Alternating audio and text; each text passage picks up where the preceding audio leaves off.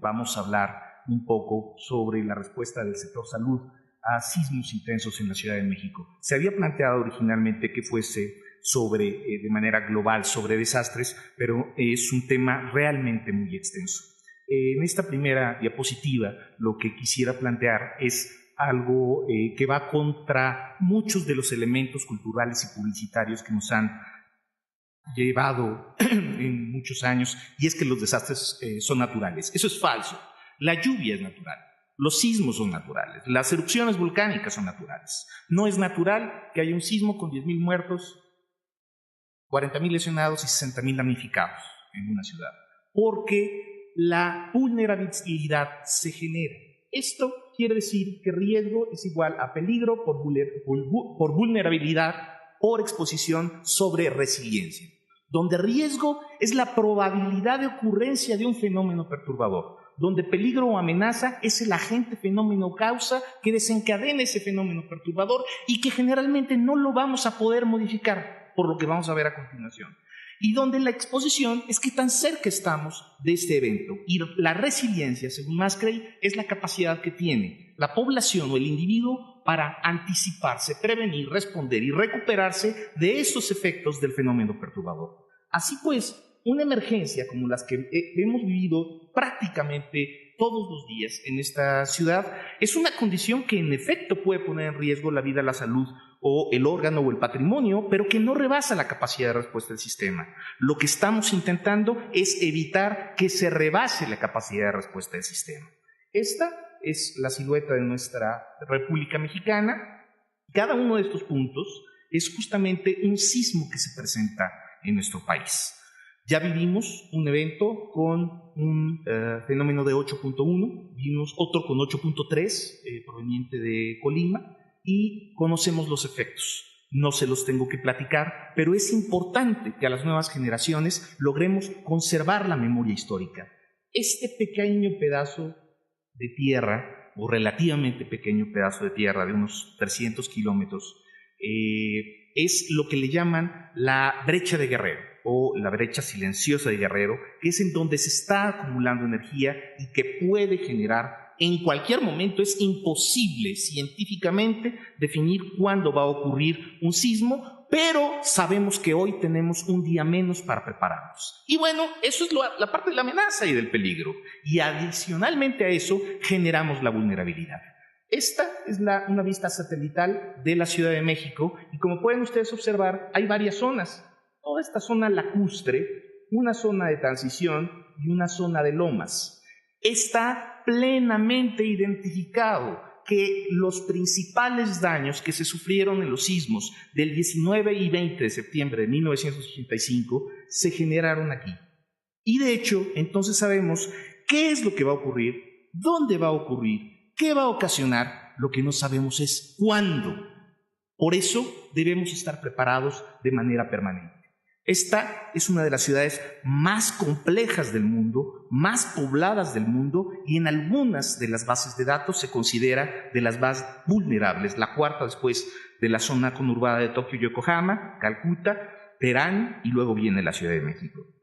Así pues, este es el paradigma para la atención de urgencias médicas que ya hemos presentado en este foro en otras ocasiones, la atención hospitalaria que proporciona el Escuadrón de Rescate de Urgencias Médicas, la Cruz Roja Mexicana, las delegaciones y recientemente y de manera muy importante como apoyo vital avanzado, la Secretaría de Salud del Distrito Federal, además de otros más como son los grupos voluntarios, la propia Secretaría de Defensa, Marina, etcétera. La atención hospitalaria por la Secretaría de Salud Federal, los institutos nacionales de referencia, los hospitales federales de referencia, el ISSSTE, el Instituto Mexicano del Seguro Social, y esto que es el Centro Regulador de Urgencias Médicas, que es el que permite el definir qué recursos requiere el paciente, captar la oferta y después recibir la demanda de tal manera que el paciente reciba la atención óptima en el hospital más cercano. Pero la condición primordial es que sea el hospital más adecuado. Nuestra misión, pues, es procurar la mejor alternativa de atención al mayor número de usuarios de los servicios médicos de urgencia en el menor tiempo posible, con los recursos disponibles, de manera que podamos reducir la mortalidad, la morbilidad, la discapacidad, las pérdidas económicas, los costos, las quejas y, por supuesto, los rechazos. Esto sigue siendo una instalación modesta, pero vamos a cumplir 10 años operando 24 horas, 365 días, el próximo 15 de noviembre de este año. Y evidentemente había que sustituir todo el parque de latas de atún con llantas que circulaban en la calle por verdaderas ambulancias que tuvieran monitores multiparámetros, electrocardiógrafos, desfibriladores, ventiladores mecánicos, bombas de infusión, equipos, fármacos y lo más importante, la gente que sepa operarlos. Tenemos también cooperación importante con transportación aeromédica, tanto de los estados conurbados, particularmente del Estado de México, como los propios helicópteros de la Secretaría de Seguridad Pública del Distrito Federal. Y este modelo, implantado, fomentado por el doctor Agüed, que son las unidades de primera respuesta en su modalidad de motocicletas, que como ya hemos platicado, pues no son gasas, vendas y un estetoscopio y un baumanómetro, no, son desfibriladores, son laringoscopios, es oxígeno, son tubos endotraqueales, cosas que verdaderamente de manera científica han demostrado que hacen la diferencia entre la vida y la muerte de un paciente. Por supuesto, además de todo este programa que seguramente todos aquí conocemos, que es el de Hospital Seguro, que es una instalación que se mantiene de pie y funcionando al máximo de su capacidad después del impacto de un evento o de un fenómeno perturbador, necesitamos también prepararnos para recibir a estos pacientes en estas norias de evacuación de las cuales hablaremos un poco más.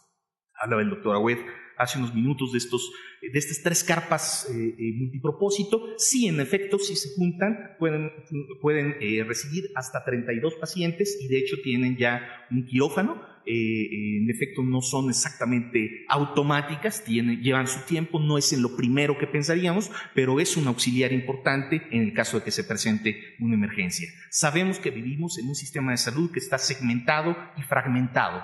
Es por eso que ante una situación de emergencia es importante desfragmentar el sistema y entonces se instala un puesto de mando del sector salud en donde hay tomadores de decisiones de todas las instituciones que ponen los recursos en una misma canasta y dicen esto es lo que tengo disponible para la población y entonces se clasifica. Evidentemente hay otra instancia como el Centro de Comunicaciones, Coordinación y Control donde nosotros tenemos estas 3 posiciones, una posición de supervisión y un espacio para el secretario de Salud y su equipo en donde nos podemos coordinar con todo el resto de las instituciones, no solo de salud, sino del resto de instituciones del gobierno del Distrito Federal y federal. Hay espacio para todas estas instituciones en otras áreas de esta instalación, que es el Centro de Comunicaciones, Coordinación y Control. No nos mandamos solos, evidentemente respondemos a toda una organización de nivel federal y hay un plan Anáhuac en caso de sismos que lleva la Secretaría de la Defensa Nacional y la Secretaría de Gobernación. También hay un plan permanente ante contingencias de la Ciudad de México que determina cuáles son los roles de cada una de las dependencias y evidentemente la Secretaría de Salud es la tutora en esta materia. Y nosotros tenemos el Manual de Procedimientos Operativos en Salud para casos de desastre que hemos compartido con prácticamente todos los estados de la República. Si se presenta una situación de impacto, como lo hemos tenido ya, bueno, se delimita una zona de impacto, una zona de operaciones, una zona de abastecimiento, una ruta de ingreso, una ruta de egreso, una zona para un puesto de mando móvil y una zona para clasificar a los pacientes, de tal manera que los primeros que lleguen al hospital no sean los pacientes verdes, aquellos pacientes que lo que tienen son esguinces o lesiones menores o crisis nerviosas y que impidan que sean atendidos los pacientes verdaderamente graves en los hospitales más próximos con alta capacidad resolutiva. Es indispensable educar a la población para evitar lo que los españoles denominan evacuaciones salvajes. Hay que clasificar y atender a los pacientes antes de trasladarlos. ¿Cómo? Hay muchas formas. Esto es lo que se hacía a inicios del siglo pasado y esto es lo que se hizo en Nueva Orleans hace apenas unos años. Y se puede hacer con cualquiera de estos recursos. Lo importante es tener un código común y compartirlo. Y tratar de limitar aquellos mitos, aquellas ideas falsas, erróneas que hemos vivido durante muchos años, como el que los cadáveres transmiten enfermedades. Es mucho más fácil que un humano que camina, defeca, orina, habla, transmita un padecimiento a que lo haga un cadáver. Entonces, esto es importante quitarlo. Es importante quitar la idea de las vacunaciones masivas e indiscriminadas y concentrarnos en lo verdaderamente importante en estas situaciones, en condiciones sanitarias, como son el control del agua, de alimentos, de vectores de basuras y de excretas. Muchísimas gracias a todos y estoy a sus órdenes.